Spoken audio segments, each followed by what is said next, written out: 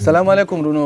دا نن موضوع چې کومه ده دا په دغه باندې د شاعرانو باندې ده. د شاعرانو یو داسې یو الفاظ یو داسې یو دروند ټکی نه دی پرېښی چې هغې په ښځو پسې بغزامین کاکا که ستا او ته فکر وي چې کوم د غورې ټکی ګوري د ښځو پسې دغه کوي، مطلب د زرکې په شانتې مزل کوي او د خارو په شانې مزل کوي او سترګې ښکلي دي، غوږونه ښکلي دي، خولې ښکلې ده، یخټان یې ښکلي دي.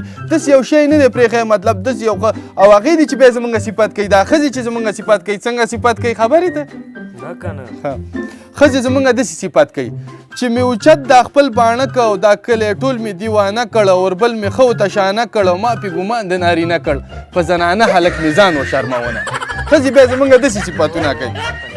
یو دی چې زه د دې کټ په څنډه خیم او لوی مصیبت دی شنډه خیم او مه کوئ غږ په منډه خیم او د جولاګي نه کونډه خیمه د چا منګې به ډکوم ځان به ساتمه. نو ته خو دی کله رانه جولاګی جوړ کړي، کله رانه څه نوم یې دی ژړا جوړ کړي. ما ورته اوس څه لیکلي دي بغزامین کاکا، ما موله لږ چانې صفت کړی دی. وایم چې ستا په لار روان شم دا تا چې ووینم په ځان شم، ستا زندګۍ ته حق حیران شم وروره د زړه نه دې قربان شم، دې ټوکرۍ سرې سره څنګه خوب درځي نه.